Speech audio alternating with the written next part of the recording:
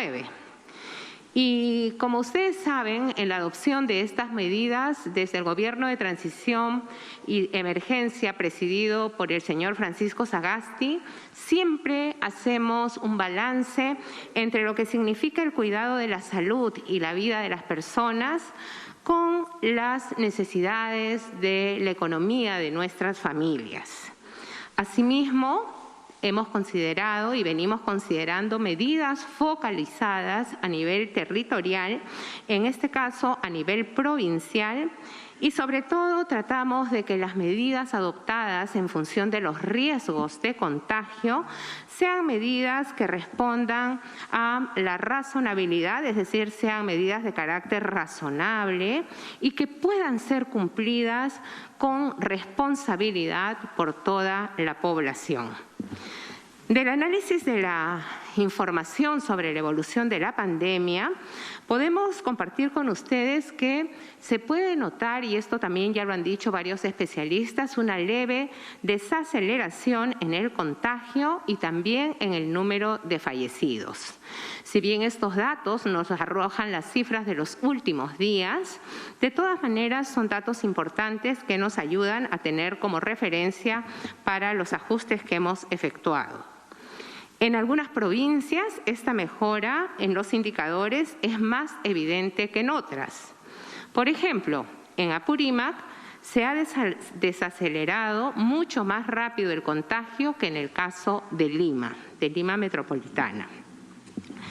En este sentido, en las provincias con nivel de riesgo extremo, hemos decidido hacer un ajuste a las medidas que están vigentes hasta este domingo. O sea, como todas y todos sabemos, hasta este domingo en las regiones, en los departamentos con riesgo extremo, en las provincias con riesgo extremo, estamos con una inmovilización social obligatoria de naturaleza permanente, con excepción de aquellas actividades esenciales y las regulaciones que ustedes conocen. A partir del día lunes 1 de marzo y por 14 días, es decir, hasta el domingo 14 de marzo, habrá inmovilización social obligatoria y estricta solo por las noches y los días domingos, es decir, el domingo 7 y el domingo 14 de marzo.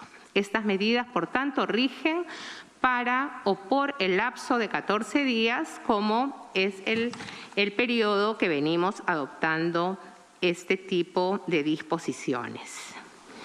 Este esfuerzo por 2 semanas adicionales nos permitirá contar con mayores posibilidades de trabajar por un lado, pero no dejar de cuidarnos y buscar con la inmovilización durante las noches, a partir de las 9 de la noche y hasta las 4 de la mañana, buscar que esta desaceleración continúe. Es decir, no perder este poquito avance que hemos venido ganando, pero entendemos también, luego de escuchar a la población, de escuchar a los diferentes gremios, que es importante ir flexibilizando algunas disposiciones. No obstante, queremos recordar a la población que continuamos en algunas provincias en riesgo extremo.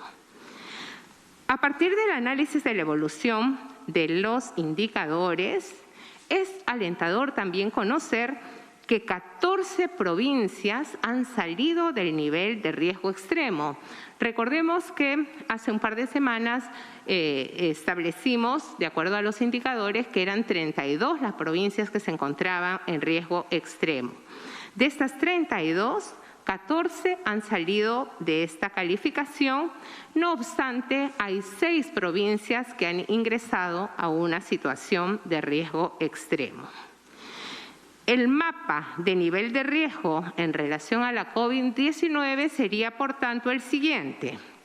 Primero, no tenemos ninguna provincia en riesgo moderado. Recordemos que hace un par de semanas las 3 provincias de Madre de Dios estaban en nivel de riesgo moderado.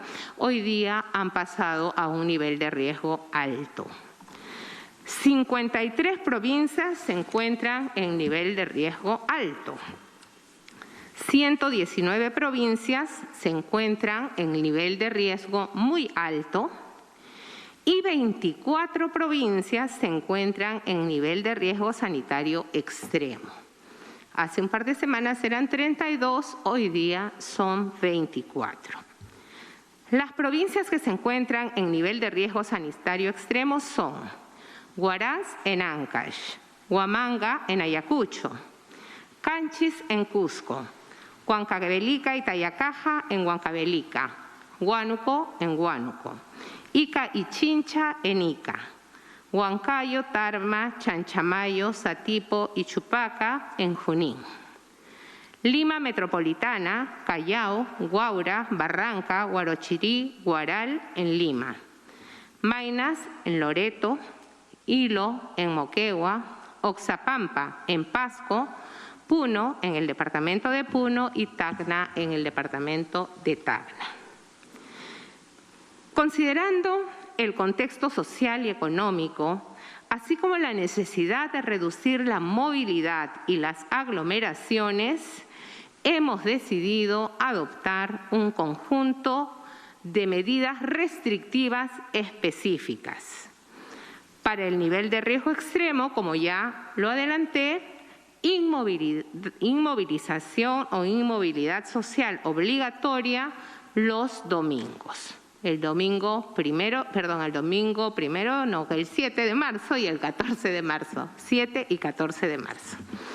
Segundo, inmovilidad o inmovilización social obligatoria durante las noches, conocido como toque de queda de 9 de la noche a 4 de la mañana. Establecimiento de aforos mínimos en el reinicio de algunas actividades comerciales que constituyan en riesgo extremo de contagio. Por ejemplo, en algunas actividades como las visitas de monumentos arqueológicos o centros comerciales o restaurantes o afines, se ha establecido un aforo mínimo. Estas medidas requieren que todas las personas nos comprometamos a cumplirlas, pero no solamente requiere de un compromiso individual, sino también de los propios negocios, de las propias empresas, en general, por supuesto, las autoridades públicas, las instituciones que tenemos que velar porque se cumplan las disposiciones adoptadas. Por ello, hacemos un llamado especial a toda la población, a todas las empresas privadas, a las entidades públicas e instituciones privadas, a fin de continuar adoptando estas medidas que, si bien son medidas restrictivas, nos van a permitir realizar nuestras actividades laborales, pero siempre combinándolas con el uso adecuado de los métodos o los medios de protección personal, que los locales o medios de transporte aseguren una adecuada ventilación, evitando las aglomeraciones y evitando también las reuniones y visitas a personas de fuera de nuestro entorno para evitar los contagios. E igualmente hacemos una invocación a los empleadores para que puedan establecer horarios escalonados para el ingreso y salida del personal que hace labor presencial o semipresencial y, por supuesto, continuar implementando el trabajo remoto. Finalmente, queremos hacer una invocación a los alcaldes para continuar apoyando en la fiscalización de los aforos, que es parte de la función primordial que cumplen en la prevención de la pandemia, para lo cual van a contar con el apoyo de la Policía Nacional del Perú y de las Fuerzas Armadas. Quisiera referirme ahora al tema de las vacunas, ¿no? Y al respecto quiero aprovechar esta oportunidad para afirmar de manera clara y enfática que es falso que el Poder Ejecutivo no haya firmado ningún contrato para la adquisición de las vacunas. En estos días ha habido algunos comentarios en este sentido y quiero recordarles que a la fecha tenemos suscritos varios contratos. Uno de ellos con el mecanismo de COVAX Facility por un total de 13.200.000 vacunas. También tenemos suscrito el contrato con el laboratorio Pfizer por un total de 20 millones de vacunas y AstraZeneca por 14 millones de de dosis, y acuérdense que son 2 dosis por vacuna. Además de ello, ustedes saben que contratamos 1 millón de dosis de laboratorio Sinopharm, dosis que se viene aplicando al personal de salud. También quiero compartir con ustedes que hoy día se ha presentado en el Consejo de Ministros un balance del proceso de vacunación, y este proceso, por supuesto que continúa, no se ha detenido, y hoy se encuentra conmigo precisamente el ministro de Salud para ampliar esta información. Igualmente, el día de hoy se ha cumplido con uno de los primeros y muy importantes compromisos que asumimos como gobierno de transición, pues se ha aprobado el documento denominado Bases para el fortalecimiento y la modernización de la Policía Nacional del Perú, que plantea un total de 16 acciones estratégicas con un presupuesto asegurado para su implementación. El ministro del Interior, José Eliche, que se encuentra en la mesa conmigo, va a ampliar esta información. Un aspecto adicional es que hoy el Perú se convierte en el primer país de la región en implementar su plataforma nacional de datos abiertos sobre el proceso de vacunación. A nivel mundial, solo Francia y Reino Unido lo han hecho.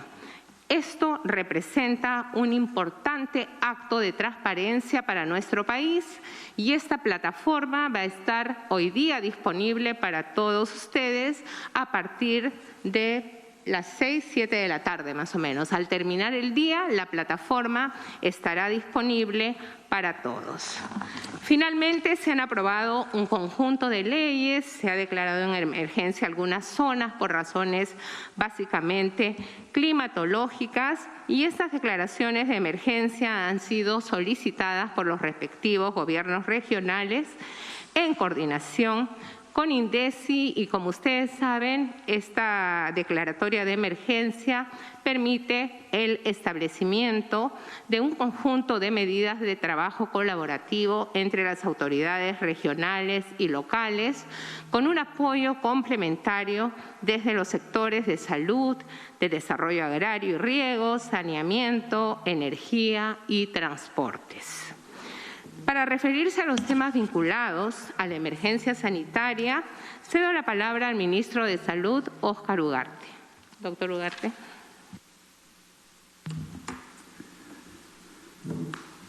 Muchas gracias, Premier. Efectivamente, como ha sido bien explicado por la señora Presidenta del Consejo de Ministros, se han adoptado medidas sanitarias que están fundamentadas en algunas evidencias. Y las principales evidencias que queremos resaltar es una tendencia a la reducción de nuevos casos. Esto se aprecia en todos los informes, tanto los informes oficiales del Ministerio de Salud, como también de distintos investigadores o centros de investigación que están haciendo seguimiento. En todos los casos hay una tendencia a la reducción de los nuevos casos. Como ustedes recordarán, hasta la semana anterior, la cantidad de nuevos casos era un incremento vertical sin ninguna modificación. Por lo tanto, cuando se inicia una tendencia a la reducción, si bien eso no es definitivo, sin embargo, es un elemento importante en la evaluación general.